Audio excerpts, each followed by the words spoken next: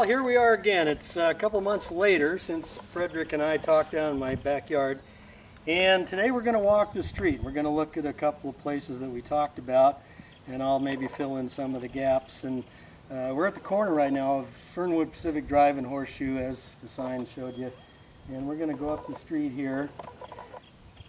Just past my 32-year mark living on this street. Moved here in May 12th of 1986. And it's now May 15th of 2018. And there's been a lot of changes. This house was not here when I moved in. That house up there was just a tiny little shack on the hill. That house down the road wasn't here. There's 5 more houses here than there were when I moved in. And I couldn't believe that there could be room for 5 more houses, but there are.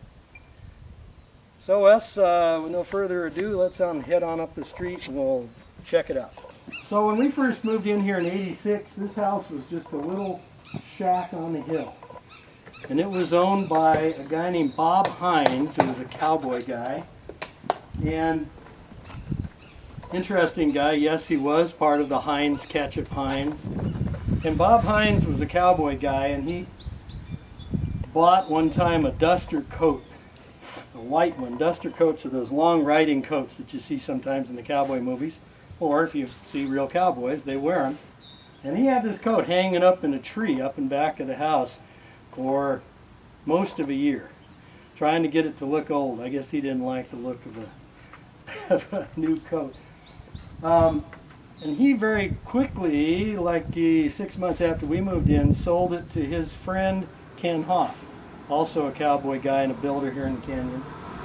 And Ken did a remodel on this house and built these walls here, and all the curvy southwest looking walls were Ken's work.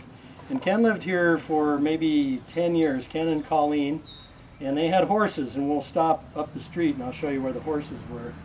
And we used to go riding with them. It took a lot of trips with them and stuff. And they later moved on, and now it's owned by Jens and Andrea Kepke. And they did the third remodel on this, built by Doug Hansen, who lives up the street, and designed by Kerry Gepner. And all these are names people who have been around Topanga a while will recognize. So let's head on up the street, and we'll look at some more stuff.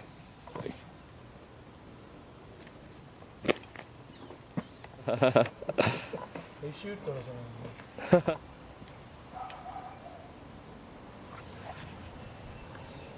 So I'm just enjoying one of the fabulous views here we have on Horseshoe Drive, listening to the lonesome moan of chainsaws somewhere down over there. This is the time of year where everybody does their brush clearing. And referring back to our discussion, we talked a lot about Doug Corey. And Doug Corey built a house down here. I think it was 103 steps it took to get down to his house, and he lived there until he was 91. Now, this was some guy. Called him the Wizard of Topanga, and he was right down that hill. There used to be a big oak tree that was here that died very soon after he did. And where I'm standing, and what left a lot of this oil, was from the car that he bought from my parents that I learned to drive in, the actual very same 1965 green Buick Wildcat. So that's kind of fun. Now we talked about Mac. Now Doug lived down there. I'll talk one more thing about Doug. Doug built his house on a part of his buddy Jack Chambers' property, and Jack lives in a house that's over there, kind of down the hill. And they would call each other every morning at 7:30 to make sure they were both alive. Jack didn't make it nearly as far as Doug did. I don't know how old he was, but he passed away some years ago, and Doug kept going, like I say, till he was like 91. He lived here. So moving over this way a little bit, and we can pan over. We talked about Mac. And Mac lived in a house also down in this valley, down on this valley floor. And before all this fence stuff was here, there used to be just a path that went down to Mac's house. And Mac's house was one of those houses that burned, the top burned off in the 58, 59 fire. And they just put a roof. It had a concrete lower story and I guess a wood upper story that burned, and they put a roof on top of it. And that was the house, and that's the last, it looked like last time I saw it. I haven't been down there in probably 20 years or more. Somebody else lives down there now. Mark Henley owns it. And so, don't know anything more about that.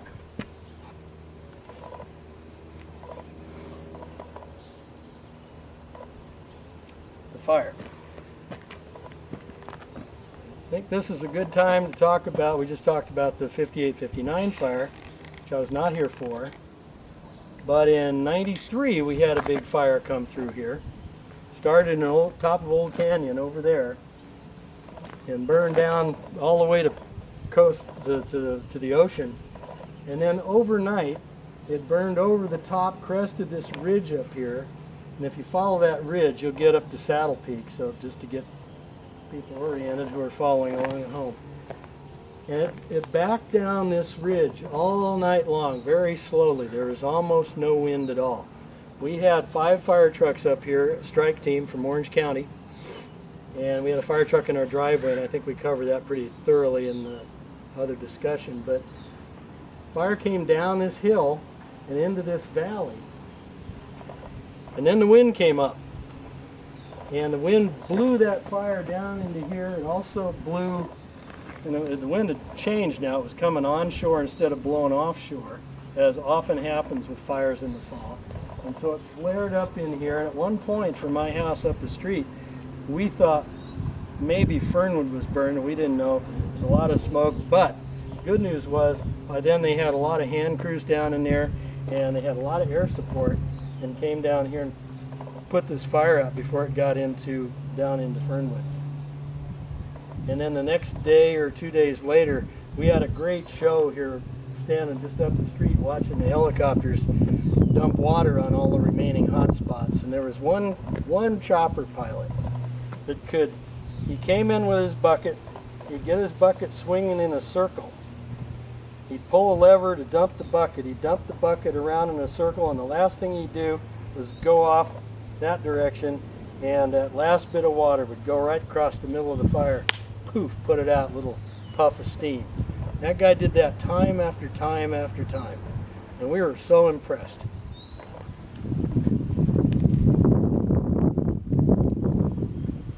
Rolling. So right now we're at Gene and Randy Bostic's house. And it happens that Randy and I went to elementary school together. And she showed up on the street, and I didn't know she was here. Got to talking about, where we grew up, and we discovered that. So I now have 2 people in Topanga that I went to elementary school with. Her and Tej Merchant, who's a craftsman. He's got a shop up the road here. Anyway, this house was not here. This is one of the houses that's been built since I moved in. This house was built in '90 stuff, and they had a portable drill rig right down here on this hill. And the guys were freaking out because here comes this fire and their drill rig's down there.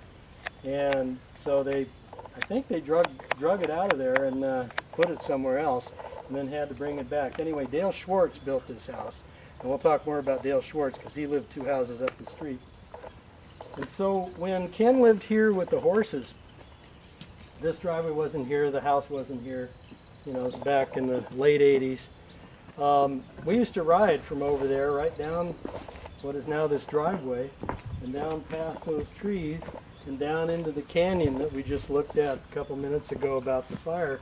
Could ride down by Mac's house and kind of take another trail. And Ken and I cleared a trail. It was a trail. We had to do some clipping and get it passable. And you could ride all the way over to into the 7th Ray from here, which we did a bunch of times, and over to Equus and Old Canyon and over in there. So that was a great ride. We did that every night one summer almost, just down across here and back. Back in '85, I think it was, we had been looking up here for houses for maybe 2 or 3 years. Just got into escrow on a couple of them.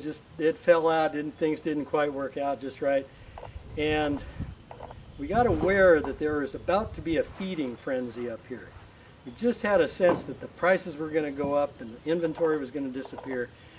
And so we also got wind that every realtor had a list of all the properties for sale. Somebody told us. And so we went to our realtors and said, we want that list. They said, okay, here you go. And so we said, you don't have to bother. We'll drive around, look at stuff, and if we want to come back and look at anything in detail, we'll come see you. And we were dealing with Bud, an old radio engineer who worked at Coast and Canyon Realty under Connie Wright back then in the day. Some people who are old enough might remember Bud. Neat guy. Had a story for every property. He spent days just showing us stuff and telling us stories, even though we all knew we had no intention of buying it. He just loved to tell stories. So we're going through this list, and we see this 19788 Horseshoe Drive. We thought, well, heck, we hadn't seen that one before. Let's go check that out. So we came up the street, and we thought, wow, this is neat. It's kind of out of the way. We came around this corner down here, and right here was this guy in a long white beard and long hair, big flat black broad-brimmed hat, and a long black coat and a walking stick, and he was trudging up this road. Well, that turned out to be Doug Corey, who we've talked a lot about. And I took one look at that guy, and I said, man, that guy's cool. I want to live here. And so Doug really has a lot to do. And then, of course, the house worked out, everything else worked out. But he had a lot to do with us being here. And to that, about that, I'm eternally grateful to Doug. We're up at the top of the Heinz Hoff Kepke property, where Ken Hoff used to have horses. Ken and Colleen had a lot of horses. And Ken built this tack shed here. You can see all the horseshoes still hanging. And this little strip of land right here, he had a bunch of pipe corrals where all the horses lived. And at the far end of that is my property, and we looked at this from the other side, I think, earlier. And Ken did everything to the max. Anything he ever did, he just really went at it full on and would read everything there was to know about it. And he got into horseshoeing. And he had set up an anvil and a forge and some stuff right out here before all this wall stuff was here and before this was paved. And he used to shoes horses right here. There's a hitching rail around the corner where he'd tie them up sometimes. And so we had a whole cowboying thing going on up here for a number of years, probably at least 10 years. So that brings me to the naked guy. Naked guy.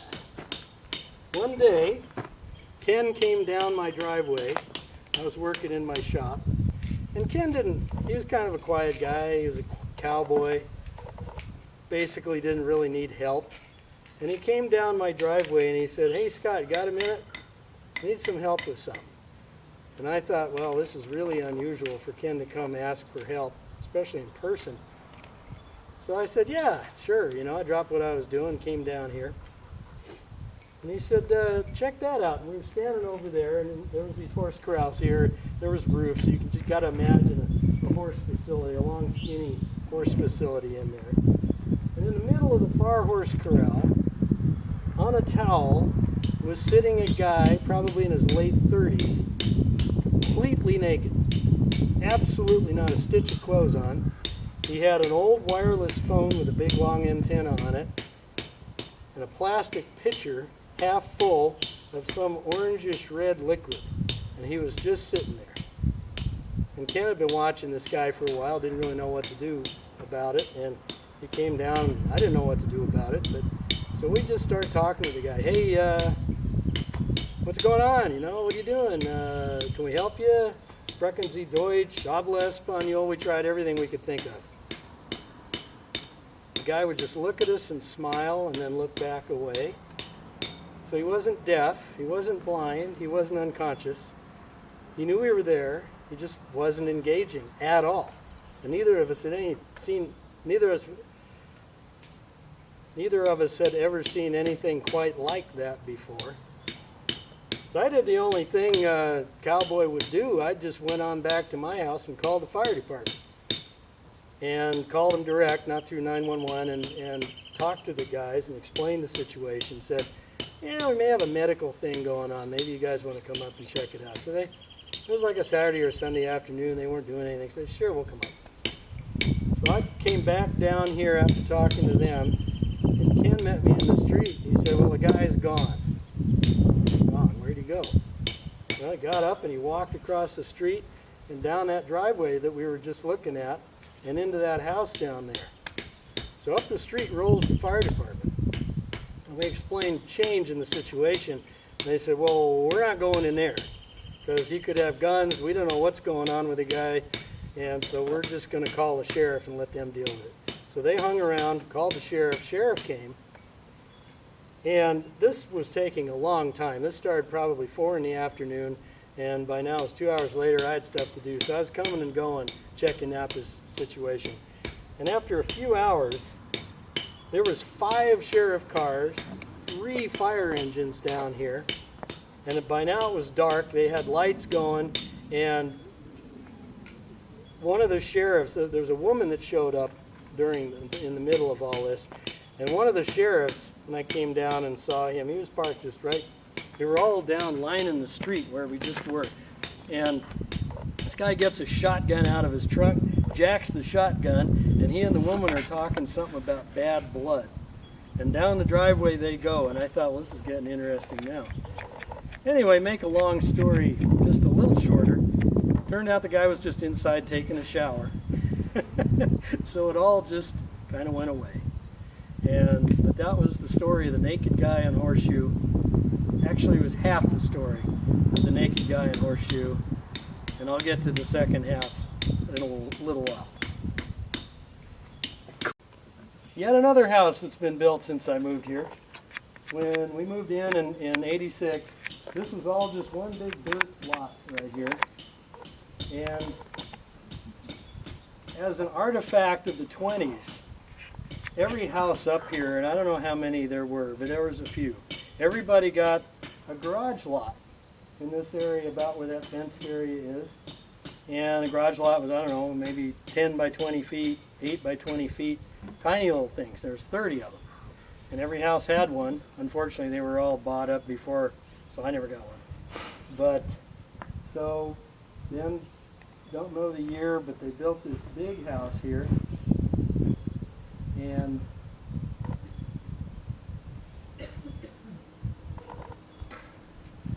oh, Doug Corey, right beyond, a little past where that yellow Jeep is. Doug Corey lived in a little canned ham trailer right there because he was good friends with, and I think dated for a while, the woman who owned this property, Peggy, who owned it since 1951. She eventually built this house here. But Doug lived right over there in that little trailer. And I guess he was just walking back to his trailer when I saw him coming up the street. This is Doug Hansen's house right here. Doug's grandfather was Paul Duber, who saved my house in the 58-59 fire by shaking up. It was New Year's Eve. We talked about this earlier. New Year's Eve, they shook up carbonated beverages because there was no water up here. No electricity, no water. And they put out my house, the corner of it was burning. And I still have some wood that I showed earlier too. And they put out the fire over there. And Paul was an old German guy married to Tekla. And they became good friends of ours. They had a dog named Anka. And this was just a dirt hillside here. They had a kind of an old corral. They used to have horses in there. And one time Ken reworked the corral and did put his horses in there. This was just a dirt hillside with some blue fence posts and plants, you know, whatever grew there. There's nothing there. This garage was this old red, kind of almost Swiss-looking garage. It was sort of leaning. And Paul used to sit up there on a chair and smoke his cigar and watch the world go by. And Paul and Tech were really cool folks. And now their grandson, Paul's grandson, Doug Hansen, owns this house. He's a builder here in the canyon. And they're working on this rock work right now, and the guy's working on it as we speak. That's the sound you're hearing, the hammering sound. And the guy's just doing an amazing job on this. And he's been working for months. So When he gets done, it's all going to be really spectacular looking. Little kind of a quick story here. This is a place where the road curves around like this, and we moved up the street a little bit from the from the tack shed. So all those horse corrals I mentioned were down in this little lower area right down in here. And one day somebody backed a car down here, and I guess didn't know the road turned. Because when the road turned, the car didn't, and went straight down this hill, right down, and parked itself right against the horse corral.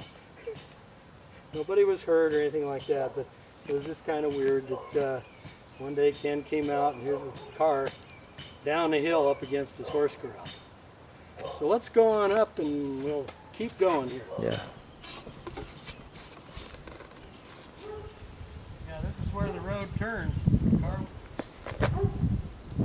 This is my house right here. We're going by on our way up the street.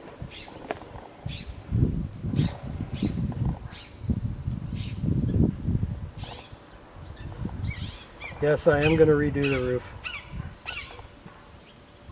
Patches are working though. No need to rush these things. I got sick of people hitting my mailbox and breaking it. This works good. This is where JT lived. JT was Jim Thompson. He was the guy that gave me the wood stove. And the wood stove was just right up these stairs here when he helped me carry it down to my house. And this house is interesting because my house looks different now than it did. There's been improvements along the way, along with this house here, done mostly by Dale, who moved in later. But these houses look very much the same when we first moved in here. And I've long thought, and they have about the same vintage, both originally built in 26. And I've long thought that the same person built both of them because the roof angles and stuff were just, I don't know, there's just some real similarities to them. So the history of this house, a little bit of it here. So JT lived here, and then he moved, and Dale Schwartz moved in, and he built Gene and Randy's house that we talked about, one of the new ones with the little drill rig down the hill. He built that in '94. He was a builder. Now he's a building inspector. He joined the other side. But anyway, he did a lot of work on this house. He did the smooth stucco and did a lot of really nice work on that.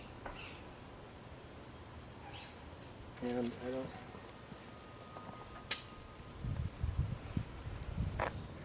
Okay, we've stopped. We've just come up to the top of my property here. I'm down there, and the street kind of bends down that way. And these properties next to me, I was told was once owned by Richard Sherman. And Richard sold to Jack Daly, and Jack Daly split the property, and he built his first house. It's the gray one here nearest us. And he built that one first, lived on a trailer. That was before I lived here. And then after that house was done, he moved over and built the second one. He was living in that one when we moved in here and renting this house out. So that's a quick stop. I just wanted to mention that because a lot of people know Richard Sherman, and he owned the property that was right next door to me. Okay, so let's go on up.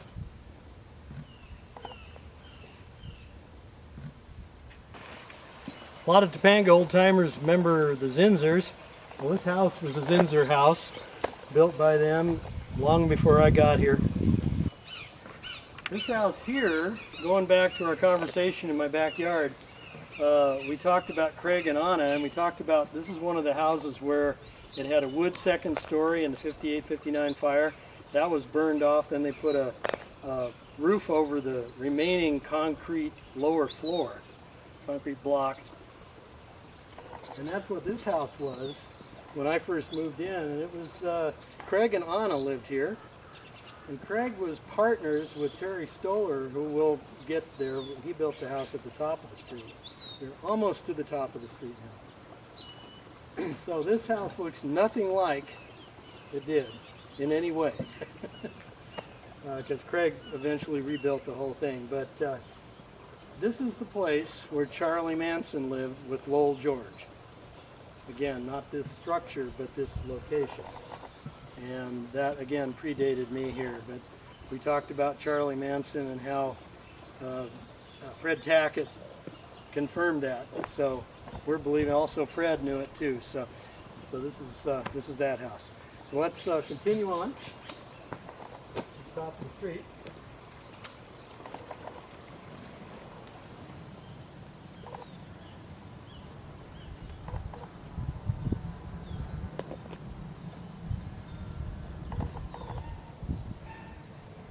We're now at the top of Horseshoe, which is a cul-de-sac, as you can readily see. Fernwood is just on the other side of that house, about 100 feet. Comes around Bainham's over there just to get everybody oriented. This house was built by Terry Stoller, and he was working on it in '86 when we moved in May. He had his footings, he was working on his footings, and one day I saw a cement truck come up the road, and I thought, well, I'll just go up there and see what Terry's up to. And it turned out it was a really hot day in June, and he had a few guys working that didn't really know concrete all that well, and not enough guys. The concrete was going off, and the hill was really steep, real fine powdery dirt, and it became clear that he needed a lot of help. So I jumped in there and I helped him do his footings, and we were putting in the foundation bolts and everything. And so I helped Terry at the beginning of this house, and he lived in a trailer right there behind that loquat tree while he built the house. A really nice job he did, and he was partners with Craig, who lived right here. We just talked about him. They were building partners, and so I guess in their spare time, he built this house and did a really nice job. He's long moved away now, but anyway, Terry was a great guy. He drove an old Toyota pickup truck like mine, yellow, and I could tell, there was a time I could tell every car coming up and down the street. I think I mentioned that earlier, just by the sound. And then Frederick, who we were talking to in my backyard, he lived right down this road here, this little driveway. Just about another 50 feet past that car. And unfortunately we can't go down there right now because we don't want to bother the people who live there. But anyway, Fred lived there for a long, long time, and that's where he was when I met him. Oh, I know one thing. I built that wall many years ago with a guy named Barry. Barry, what was Barry's name? The guy named Barry Lysat. And it seems to still be standing up, so I guess we did an okay job. That's pretty much it for Horseshoe. We talked about Fred. Hey, Paul, how you doing?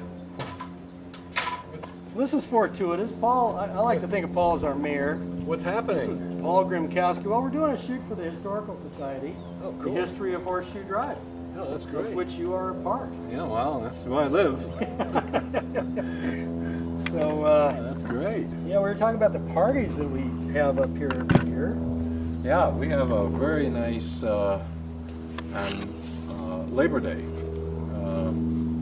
We have a nice party, neighborhood party. Everybody gets together and we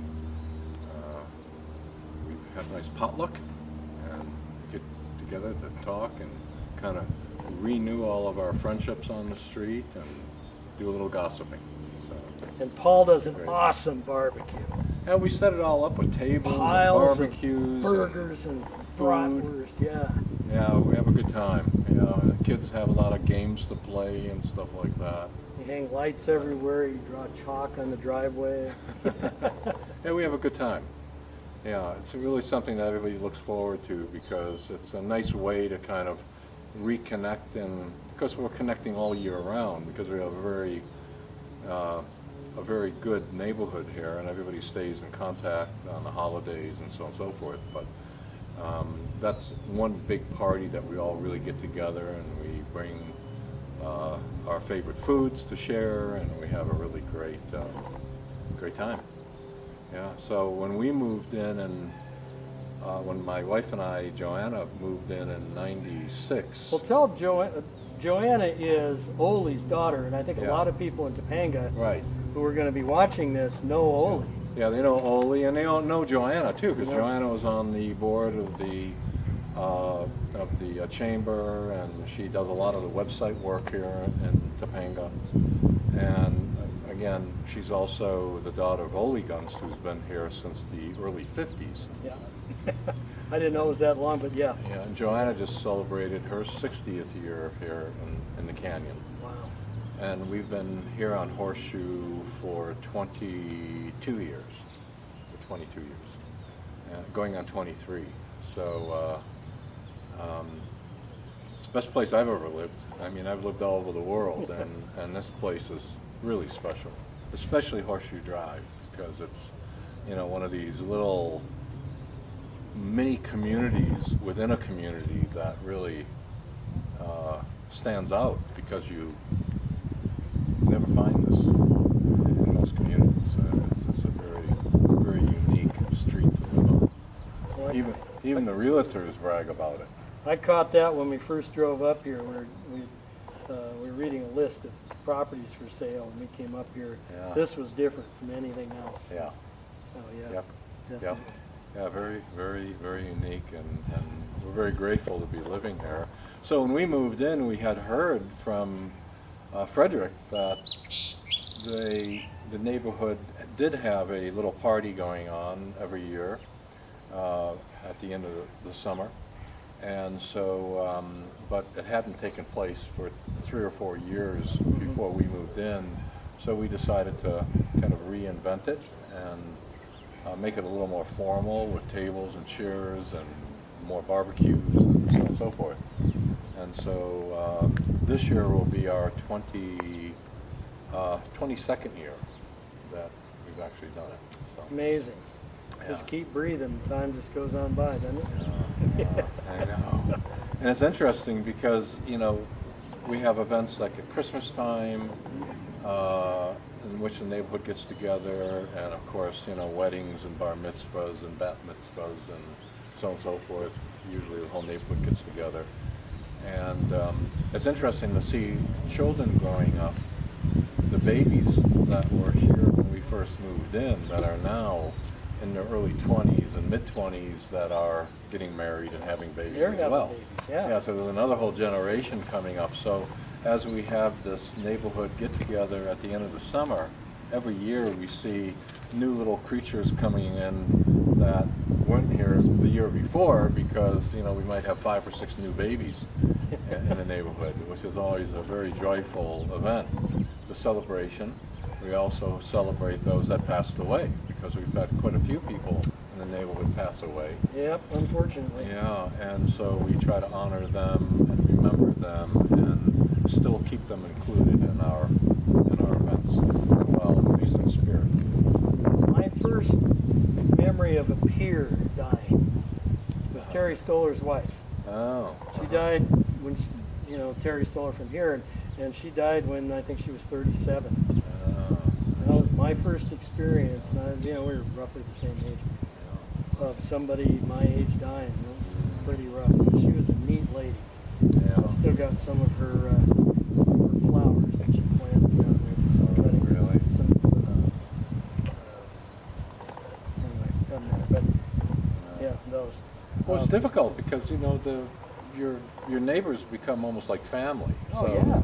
you know, it's not just, you know, somebody down the street that passed away. It's somebody down the street who, you know, you've had this relationship with for 20 or 25 or 30 years, and you know them and their whole family and watch their kids grow up.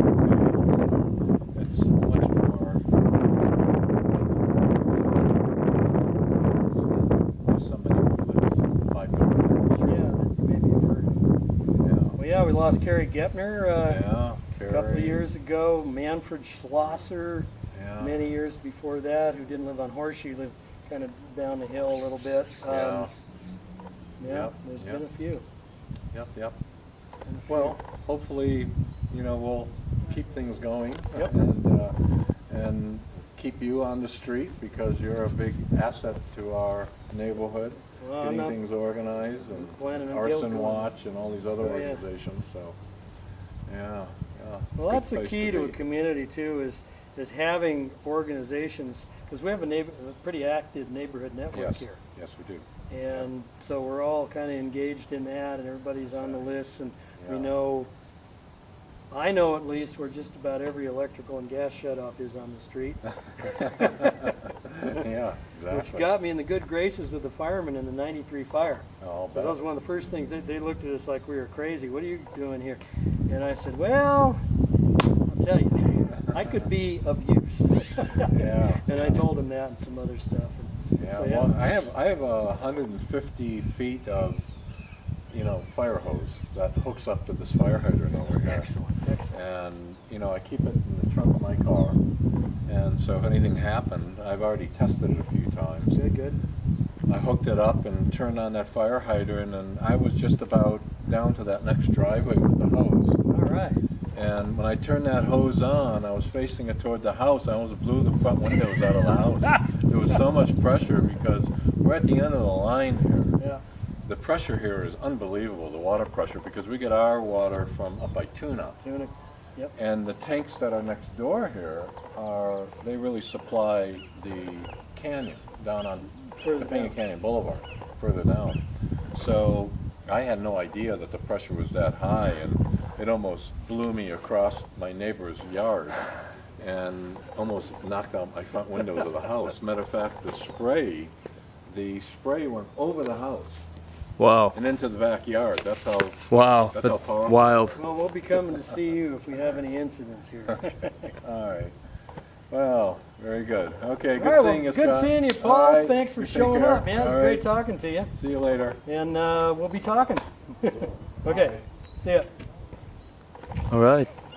Yeah, so this house here, I mentioned I helped Terry build it in '86, June.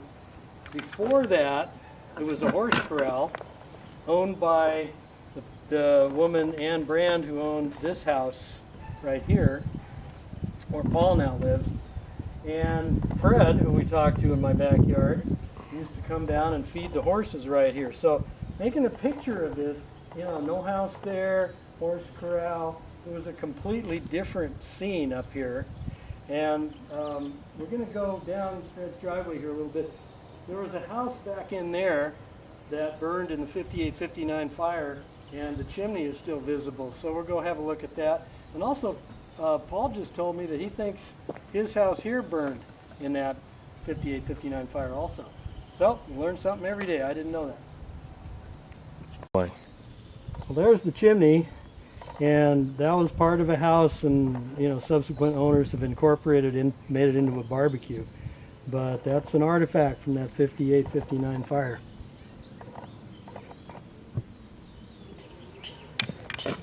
Well, it's been requested I tell a story of the Naked Guy Phase 2. We already talked about the naked guy that was in the corral. That really happened. And maybe 2 years later, Fred Fear gave me a call. And people remember Fred Fear. He was major TSEP guy, and he was in charge of disaster preparedness around here. And he called me up and said, "Hey, I've heard you could be a little crazy." And I said, "Well, yeah, that can be a little crazy."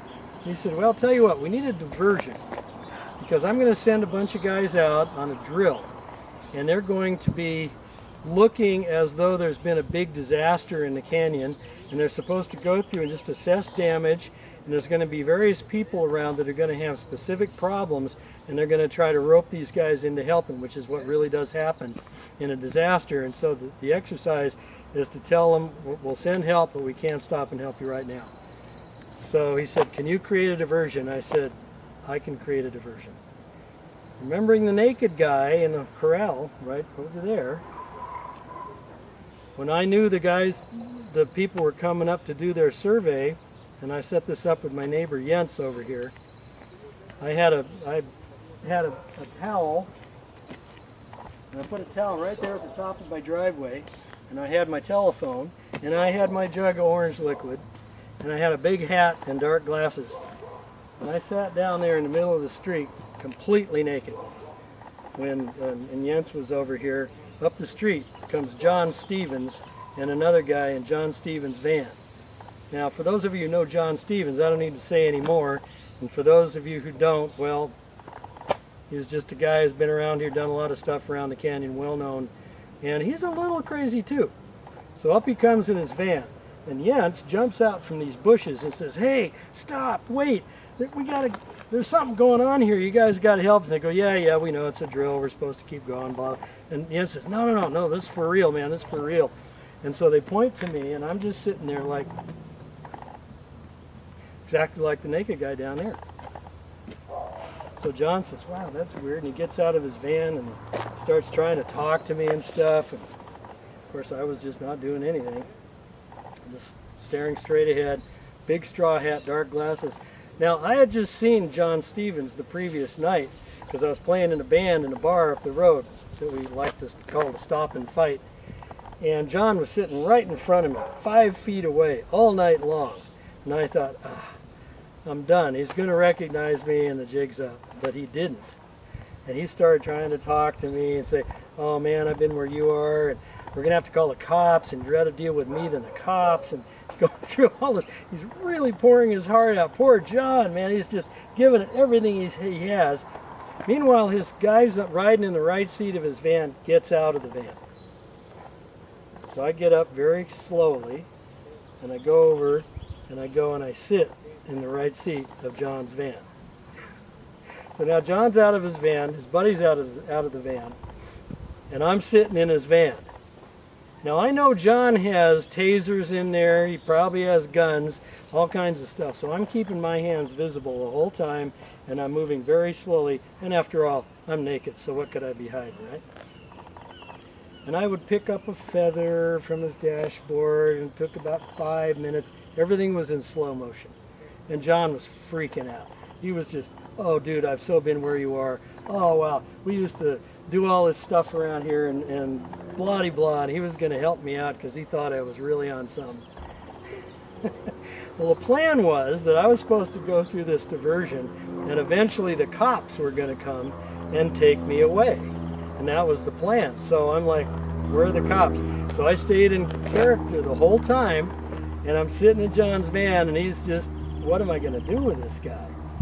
And then finally I heard on the radio Fred Fear said, "Okay, Scott, the jig's up. You can quit now. It's a drill, John, it's a drill." And John was pissed.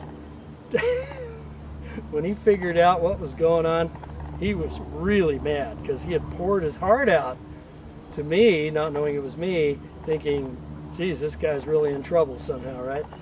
And so he just came and said, "You so owe me a beer." I said, "You got it, John, you got it." And I did eventually pay that debt. But that was the story of the naked guy on Horseshoe Drive, the second naked guy on Horseshoe Drive.